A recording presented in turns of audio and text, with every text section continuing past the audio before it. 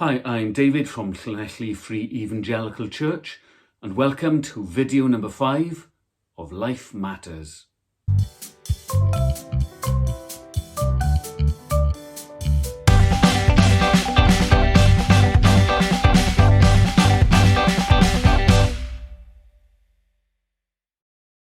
Wonder what day of the week it is for you.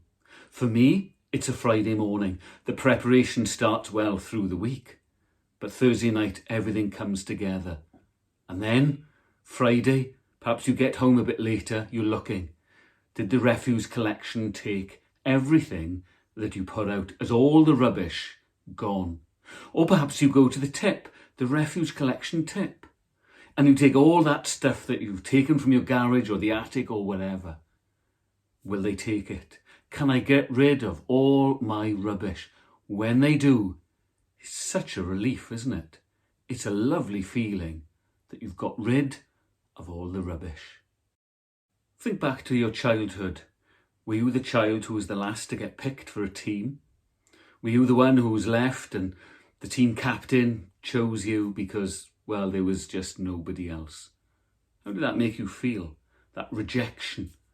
Or perhaps somebody comes to you for advice and you're the expert on the chosen field, that's why they've come to you, and they've asked you your opinion. What should I do, they say. You tell them, you give them your advice, and then you find out they've rejected everything you said. How do you feel? It's rejection, isn't it? And it makes us feel terrible. Nobody likes to be rejected. If you drive a car, then you are a lawbreaker. You will have broken the law.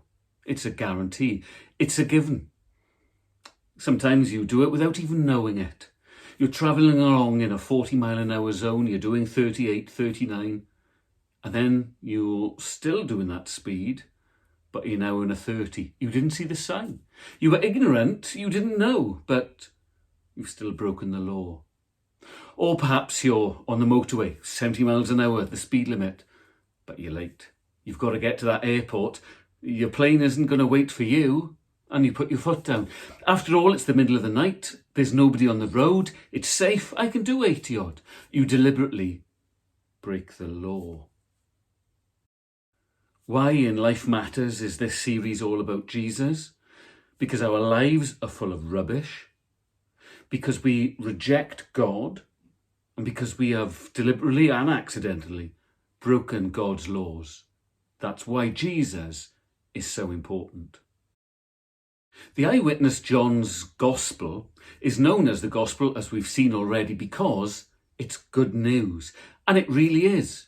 Even though we're thinking about sin and failure and rejection of God, yet this is good news. Why? Because the Bible tells, and John tells us, that Jesus is the answer to your problem of sin and my problem of sin. In John chapter 1, John the Baptist, he's a cousin of Jesus. He's a Baptist and his name's John. And John the Baptist sees Jesus, and to his own followers he tells them, look, the Lamb of God who takes away the sin of the world. What's John the Baptist saying? He's saying that Jesus has come and he's going to do something which deals with your sin. And he does it as the Lamb of God. Why give him that title? Well, in Jerusalem at the time, the temple there was the centre of the worship of God. And all the time in the temple, lambs would be killed. They'd be executed. Their blood would be spilt. And they were given and presented to God. And the lamb was your substitute for all the wrong things that I would have done, for all the wrong things that I would have said. I would have taken a lamb to the temple and it would have been killed instead of me. The lamb would take my punishment in my place. John the Baptist says, behold, the Lamb of God. Jesus comes and he takes the punishment instead of you, dealing with the problem of sin, being the substitute, being the lamb in my place.